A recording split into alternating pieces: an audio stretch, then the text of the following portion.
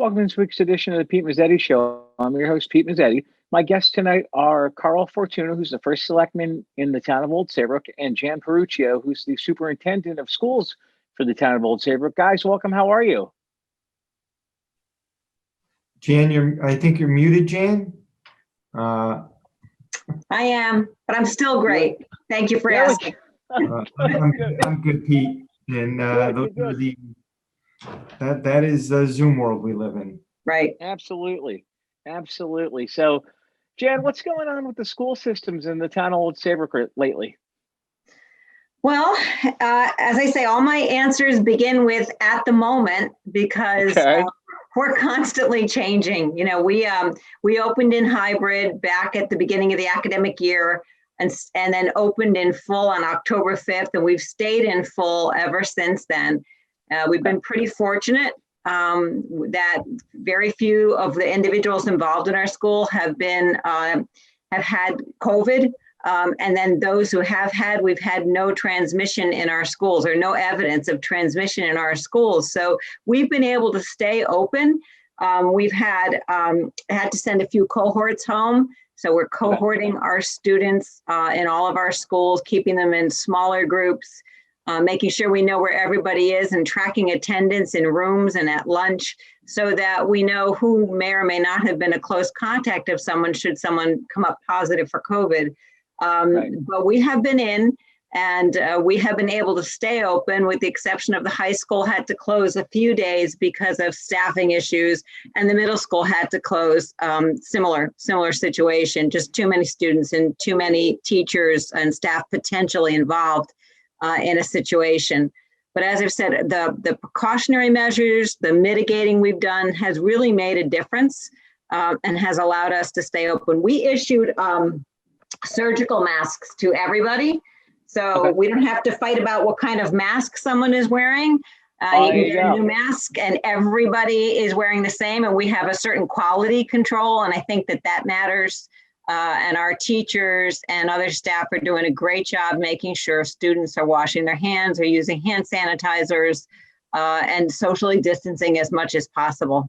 Pete, I thought it was very important to open your program today talking about the schools, because that is pretty much primary to our communities, all our communities, that these our kids stay in school as long as they can, hopefully all year long. But inevitably we're running into difficulties. One of the difficulties, and I can turn it over to Jan and let her talk about it a little bit, but one of the difficulties is when other schools start closing, and those children have to be home. Well, that teacher may teach in Old Saybrook, but live in Waterford or Westbrook or something. So now that teacher has to go home. And what it's doing is creating staffing issues. And Peter, you know, from the governor's office, you know, originally they did close schools back in March, but they are encouraging schools to stay open now, because schools over and over again, and there was a recent article in the New York Times today talking about how schools are actually safer than pretty much, you know, anywhere else. The schools are cleaner, and the children and the young students are being monitored to keep their masks on, stay socially distant, wash their hands. It's a much better environment than they could be in, and we all want our kids to be in school for social purposes. That's, you know, absolutely, social learning purposes. But Jen, I don't know if you want to talk about some of the staffing issues you've had. Sure. Yeah. We've had staffing issues primarily for three different reasons. You know, we have some staff who are, you know, more vulnerable, more susceptible. And so we have staff who either have to take FML or ADA time. You know, they have, under American disabilities, they have, you know, illnesses, underlying illnesses that have to be tended to, and they're unable to come to work. And so some of those folks are working remotely and continuing to provide services. And in many cases, that has turned out to work out very well. We, as Carl said, we have staff who have children in other school districts, and when those school districts close or move to an alternating day schedule, you know, some sort of a hybrid schedule, then those folks often don't have anyone to watch their young children. and they're eligible for federal leave, EPSILA leave at that point too. And then thirdly, we lose staff to quarantining. So we try to be very conservative. And if we have a potential exposure, we look for the maximum number of people who could have been considered close contacts, and that's defined by within 6 feet for 15 minutes or more over a 24-hour period of time, cumulative. And we send those folks home to quarantine, either until the primary person gets a negative test result, they were never sick with COVID in the first place, or until 14 days has passed. And 14 days is a very long time to have, a number of staff members out of the building. Those have been significant issues for us. And some of us have learned how to be a secretary. I went back to being an administrator. I did the mail at the high school the other day, and I even taught a music class. And my favorite part of that, I have to tell a funny story, is when I told the kids, let's pick it up from D. And one of them said, we never made it to D. I said, well, I did. There you go. Yeah, what are you teaching in music? I didn't know you were musical. Well, I'm not terribly musical, but I can read music, so I was able to get it going. It was actually a percussion class, so it was pretty straightforward stuff. But we've had those issues. And, but I do have to say, I know this isn't really on the topic of staffing, but we've also been very fortunate that, we had some additional positive cases just at the end of this last week and over the weekend. But every single one of those cases, parents had kept their children home because someone else in the family was symptomatic. And so by keeping their children home, they saved us from having to send groups of students and teachers home. So with the community support, we've been able to, get through some rough patches. People are being, I think for the most part, people are being really responsible. On all of our parent calls, we talk all the time about please wear your masks, please socially distance, don't put yourself in dangerous situations, keep our schools open if you can. And I have to say that I think that many community members have risen to the challenge. It's been very successful in that regard. And Carl's right, the Department of Public Health and the State Department of Education continuously say schools are safer than almost everywhere else. As a matter of fact, I think it's the Department of Public Health's website, there's some research that shows that the hybrid situation is actually the most dangerous for students catching COVID. All students on all remote, or students who are in school all day, every day, and you can understand why they would be getting some supervision. They tend to be getting it at a much lower rate than students who are in a hybrid setting.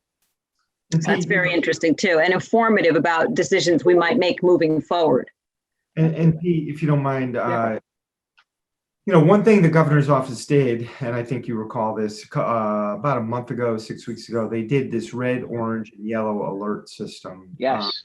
And one of the reasons for that red, orange, and yellow alert system was to allow the municipal CEO to determine whether his community, his or her community, should revert back to phase 2 for dining, for capacity of hair salons and gyms.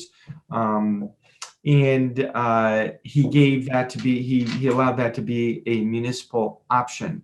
Well, very few of the towns took that municipal option when their cases got above a certain point and they entered into the red alert.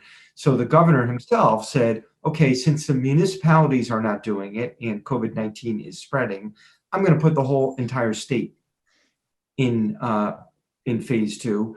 And he took away the municipal option. So that red, orange, and yellow alert system, in my opinion, has become somewhat, well, I think it is irrelevant for the most. It is irrelevant. But the problem I'm hearing is that people in our communities are reacting to it.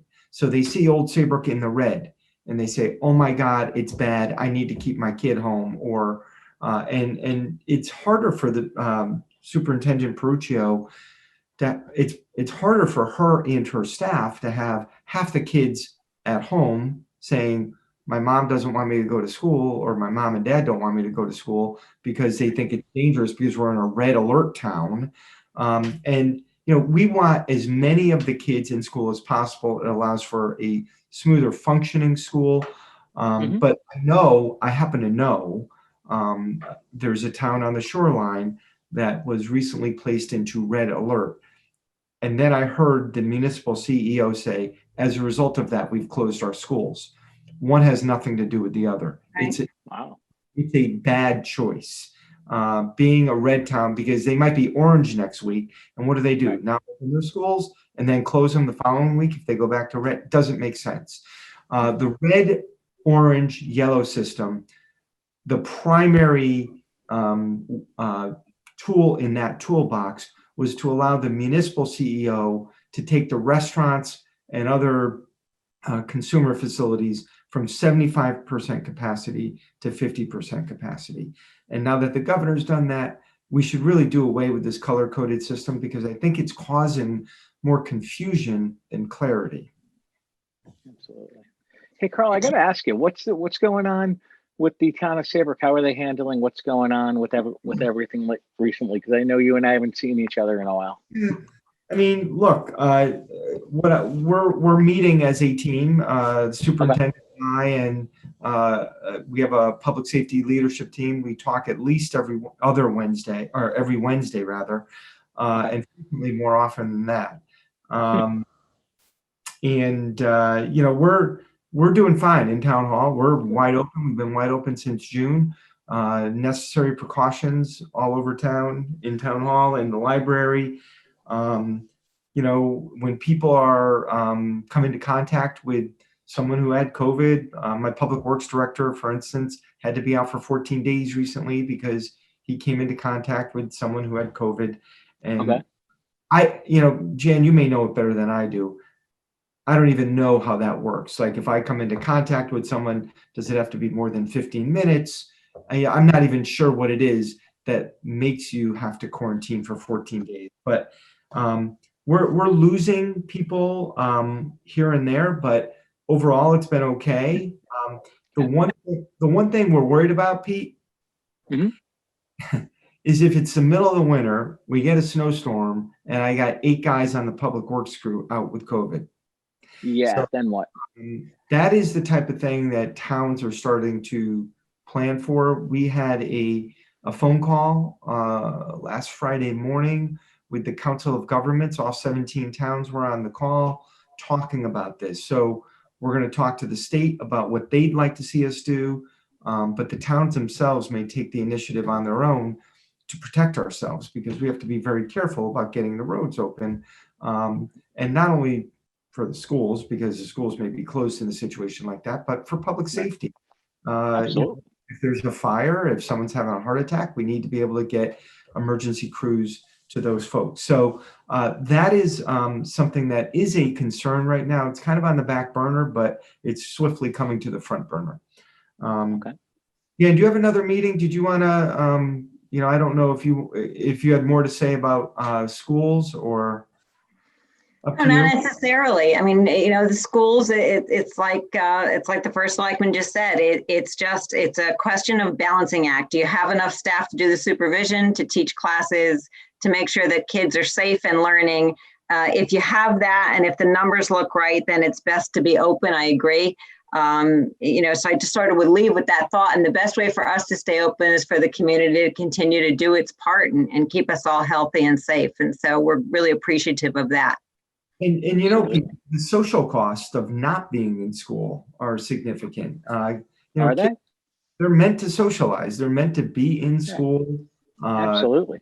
Seeing other kids, talking with other kids. And it is predominantly, when they are sent home, it is predominantly mothers, statistically, who are staying home with those children, and more mothers are being pulled out of the workforce. That was an article that I read today. More mothers are being pulled out of the workforce as a result of that. So the social cost is not just with the child, it's with the family, isolation. So it's really important. And that's why we're on the show. One of the reasons we're on the show today is to hammer home. I thought you just wanted to hang out with Pete Mezzetti for a half hour. Of course I did. Yeah, okay. But to hammer that home to your audience, how important this is. So I'll go ahead and leave you guys, and thank you for my time on your show, Pete. And no problem, Jen. Seeing you again. Thanks so much. No problem, Jen. Have a good night.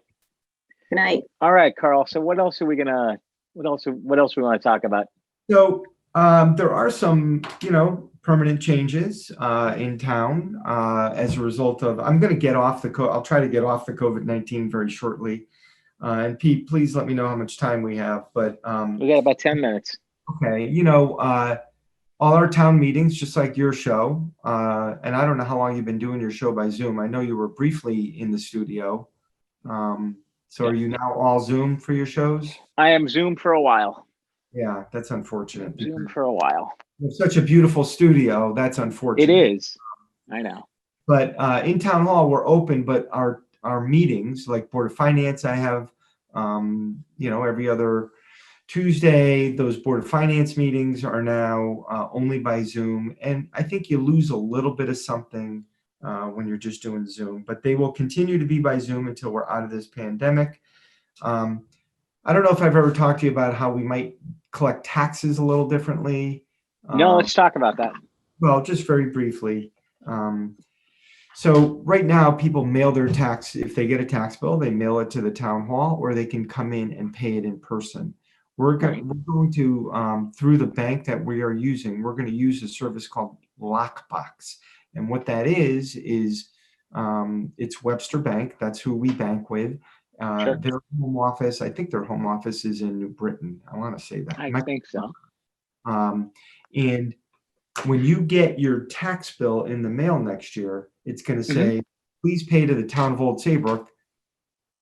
And it'll give a Waterbury or New Britain, wherever it is, a New Britain address. So you'll be mailing your tax check to Webster Bank in New Britain, and then they put it through a giant counting machine, obviously. And Oh, cool.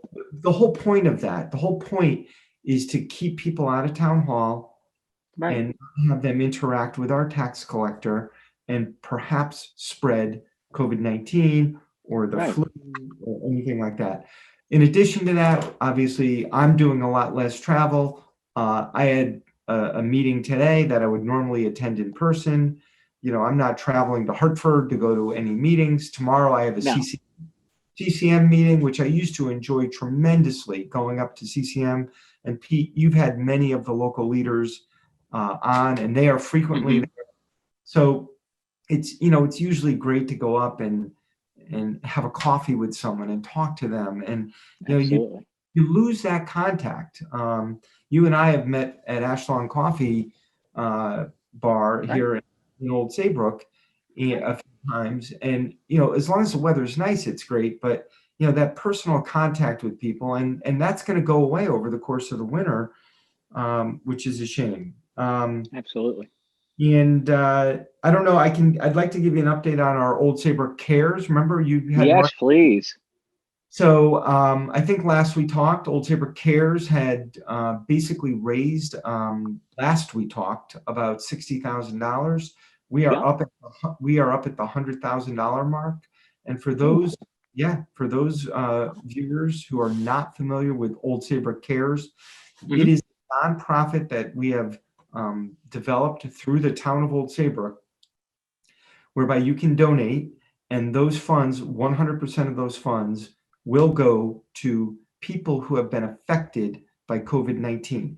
These are not people who have been to social services before. So in other words, if you are a person who works in a restaurant and you've been working 40 hours a week, 50 hours a week for the last 5 years, and all of a sudden you're working half your shifts, it's for that person. And we are being quite rigorous in making sure that the $1,500 up to $1,500 goes only to people who have been affected by COVID-19 and not to others in our community who may usually go to social services for needs. So that has been a very successful program, Pete. We're about at $100,000, and we continue to raise money. So I would, any Old Saybrookиans who are watching your show, I'd love for them to donate, or if anybody outside, I know your show, maybe we're talking to someone in Australia right now, right, Pete? Who knows? Exactly. Maybe it could be. Maybe they would like to donate. Absolutely. Absolutely.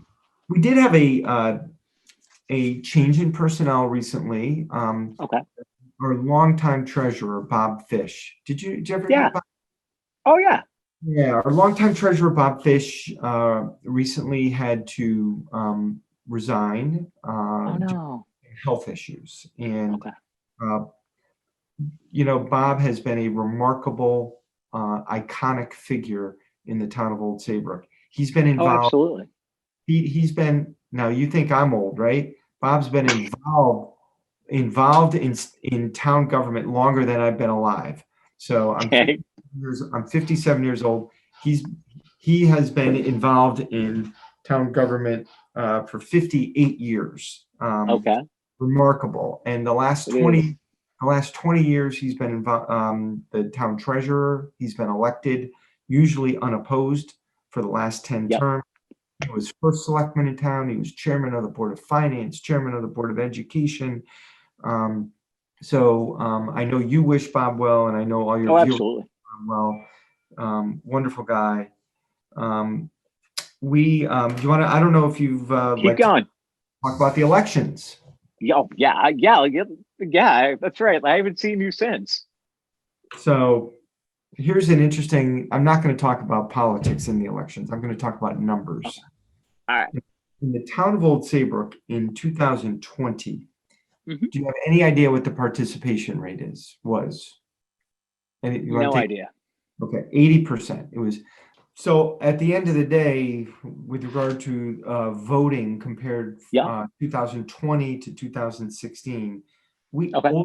Old Saybrook registered 1,000 additional voters in those 4 years. Oh, my goodness.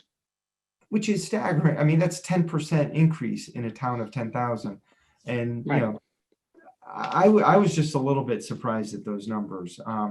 Obviously, people felt very strongly about this election one way or another, Yeah. whether, presidential, mostly presidential. I think that's what drove it. Exactly. But yeah, so our local representation stayed the same. Norm Needleman, Excellent. representing part of Old Saybrook, Senator Paul Formica representing part of Old Saybrook, Devin Carney representing as our state representative. They all won. And by the way, we have excellent representation in Hartford with those. Absolutely.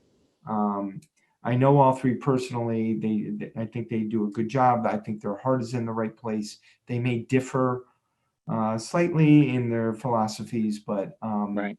I think overall we have a very sensible group of legislators up there. And yeah, Pete, just a couple other things where, Sure. we wrapped up a couple of union negotiations. Old Saybrook has 4 unions in our town. We have police, Okay. dispatch, then we have supervisors and a support union. And our supervisors agreement is all wrapped up. That's a 3-year agreement beginning July 1 of this year. And I am hopeful that we are close on our police negotiations. Okay. We have a 4-year contract proposed to the police, and I'm hopeful that that contract will be accepted and move on a little bit. Union negotiations are obviously a big part of our legal bill every year, so the sooner we can wrap them up, obviously, the better. Exactly. Yeah, so that's it's going to be a tough winter. I think you can agree with that. Absolutely. You're going to be doing Zoom shows, which is not what you want to do, obviously. Exactly. You want to be in studio. Right. But it's going to be a tough winter. It's going to be, I wouldn't be surprised if the governor eventually, even though the governor is saying keep kids in school, I wouldn't be surprised if he eventually shuts down the schools if it gets real bad. Right. Our restaurants are already at 50% capacity. You have to worry about restaurants going out of business, small shops going out of business.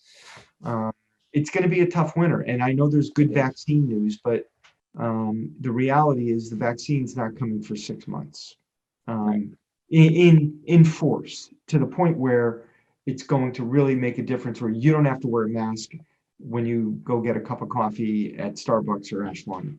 I think it's going to be quite some time before that goes away, which is unfortunate. Absolutely. It's a tough way to exist right now. Absolutely. But I think my message is, if you know someone who is feeling isolated or socially distant, visit them. Right.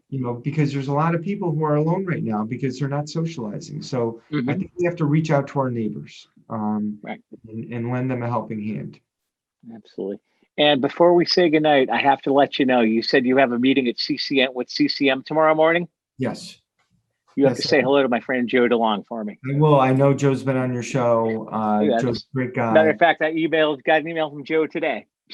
Okay. Is he going to be on your show soon? Probably sooner than later. Okay, good. He's a Pete, good guy. if I don't see you before Thanksgiving, have a great Thanksgiving. Yeah, you too, Carl. You too, Carl. We'll talk soon. Okay, we will do that. All right. On behalf of Carl Fortuna, I'm Pete Mezzetti. Thanks. Good night. We'll see you next time.